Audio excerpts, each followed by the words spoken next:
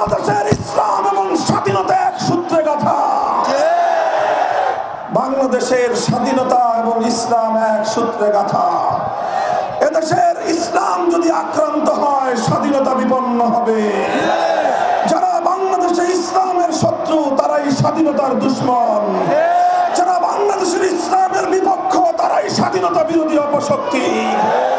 ইসলাম নিয়ে কোনো কটাক্ষ স্বাধীন বাংলার মাটিতে বরদাস্ত করা হবে না। এদেশের তাওহীদি জনতার তোপের মুখে ইসলাম, আল্লাহ পাক রব্বুল ইজ্জত এবং তার মহানবী মুহাম্মদুর রাসূলুল্লাহ সাল্লাল্লাহু আলাইহি ওয়াসাল্লাম মহাগ্রন্থ আল কোরআনুল কারীমের বিরুদ্ধে কটূক্তি করে এদেশে ইসলাম বিরোধী চরম বিতর্কিত তাসলিমা নাসরিন বিতাড়িত হয়েছে। তাকে নতুন করে পুনর্বাসন করবার কোন ষড়যন্ত্র বাংলাদেশ মানবে না। অত্যন্ত দুঃখ এবং পরিতাপের সঙ্গে বলতে হয়, শেখ হাসিনার কাঁধে যে ভূত সওয়ার হয়েছিল সেই ভূত শেখ হাসিনার কাঁধ থেকে নেমে মনে হচ্ছে বাংলাদেশে নতুন কারো কারো কাঁধে ভর করেছে। আবার তারা তাওহীদি জনতাকে কটাক্ষ করে বিভাজনের রেখা টানতে চায়। পরিষ্কার ভাষায় বলি, বাংলাদেশ এবং ইসলাম একই সূত্রে গাঁথা।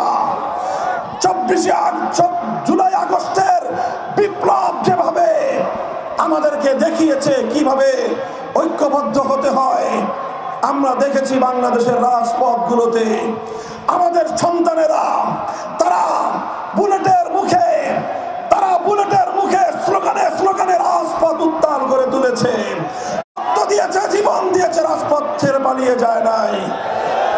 যখনই নামাজের সময় হয়েছে আমাদের সেই সংগ্রামী বীর ছাত্র জনতা রাজপথে দাঁড়িয়ে আযানের আওয়াজ, আল্লাহু আকবারের ধ্বনিতে আকাশ বাতাস মুখরিত করেছে।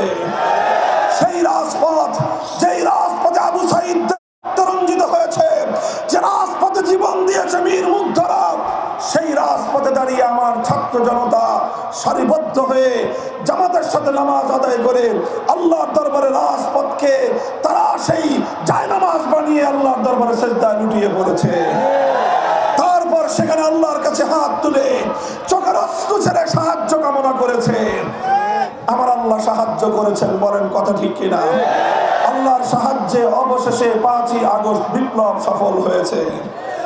কাজেই বাংলাদেশের এই বিপ্লবের কথা ভুলে গেলে চলবে না। 5ই আগস্টের বিপ্লবের পর দুপুর 2টা থেকে 3টা পর্যন্ত টেকনাফ থেকে তেঁতুলিয়ায় মুসলমানদের জনপদে অবৈধভাবে গড়ে ওঠা ভাস্কর্য নামক প্রতিমূর্তি ভেঙে গুড়িয়ে দেওয়া হয়েছে।